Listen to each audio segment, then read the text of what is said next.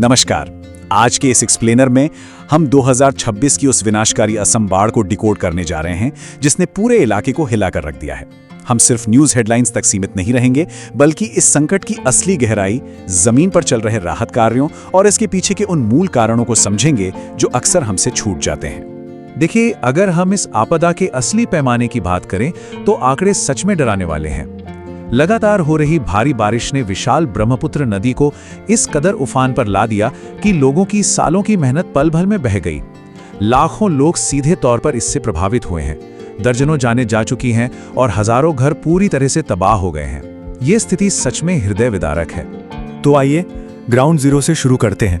इस 2026 के असम बाढ़ संकट की असल जमीनी हकीकत क्या है, इसे समझते हैं। स्थिति कुछ ऐसी है कि पानी ने पूरे के पूरे परिदृश्य को सचमुच निगल लिया है। सड़कें अब नदियों में बदल चुकी हैं। ऐसे में फंसे हुए लोगों तक पहुंचने के लिए नावें और हेलीकॉप्टर्स ही एकमात्र लाइफलाइन बचे हैं।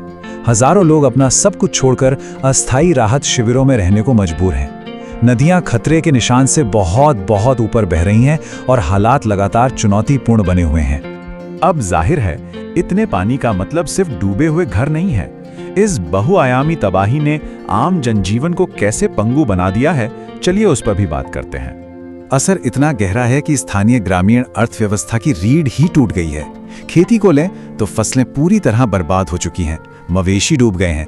इंफ्रास्ट्रक्चर की बात करें तो सड़कों का नामो निशान नहीं है, बिजली और संचार लाइनें ठप पड़ी हैं, जिससे कई इलाके कट गए हैं। और तो और जो स्कूल कल तक बच्चों से आबाद थे वो आज राहत शिविर बन गए हैं और स्वास्थ्य केंद्र भी ठीक से काम नहीं कर पा रहे हैं। और हाँ, नुकसान सिर्फ ईंट पत्थर का नहीं है। इन राहत शिविरों में लंबे समय तक रहने की मजबूरी विस्थापित परिवारों पर जो मानसिक और आर्थिक बोझ डाल रही है, वो शब्दों में बयां नहीं किया जा सकता। खासकर बच्चों, बुजुर्गों और गर्भवती महिलाओं जैसे सबसे कमजोर वर्गों के लिए तो ये सच में जिंदगी और मौत की जंग बन गया है, जहां तुरंत और विशेष मेडिकल सपोर्ट की बहुत ज्यादा जरूरत पड़ रही है। अब एक बहुत बड़ा सवाल उठता है कि इस महाविनाश से निपटने के लिए हमारी मशीनरी किस तरह काम कर रही है। इस पूरी प्रशासनिक मशीनरी को दिशा मिल रही है सीधे टॉप लेवल से। प्रधानमंत्री और मुख्यमंत्री के बीच लगातार हो रही बातचीत से ये साफ कर दिया गया है कि केंद्र पूरी तरह से राज्य सरकार के साथ मजबूती से खड़ा है। तत्काल राहत, पुनर्वास और पुनर्निर्माण के लिए जो भी मदद चाहिए वो सर्वोच्च प्राथमिकता पर दी जा रही है। जमीन पर यह आश्वासन कैसे काम कर रहा है? देखिए, टूटी हुई सड़कों और लॉजिस्टिक्स की भारी चुनौतियों के बावजूद एक बहुत बड़े पैमाने पर काम हो रहा है। एनडीआरएफ और एसडीआरएफ की टीमें मोर्चे पर डटी हैं। इंडियन आर्मी खुद रेस्क्यू ऑपरेशंस लीड कर रही है। इसके साथ ही स्थानीय प्रशासन और एनजीओज भी दिन रात मदद में जुटे हैं और किसी भी इमरजेंसी बैकअप के लिए इंडियन एयरफोर्स को हाई अलर्ट पर रखा गया है।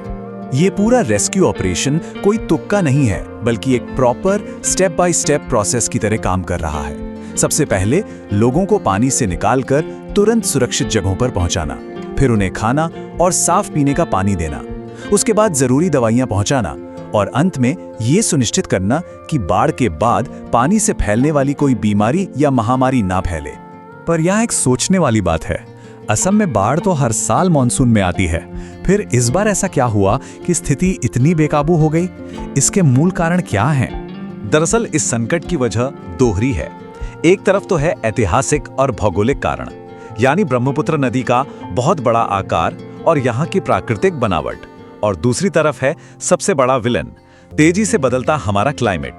मौसम के इस बदलते पैटर्न की वजह से अचानक बहुत ही कम समय में इतनी भयंकर बारिश हो रही है कि पहले से ही संवेदनशील यह इलाका अब पूरी तरह से इस नए बोझ तले चरमरा गया है।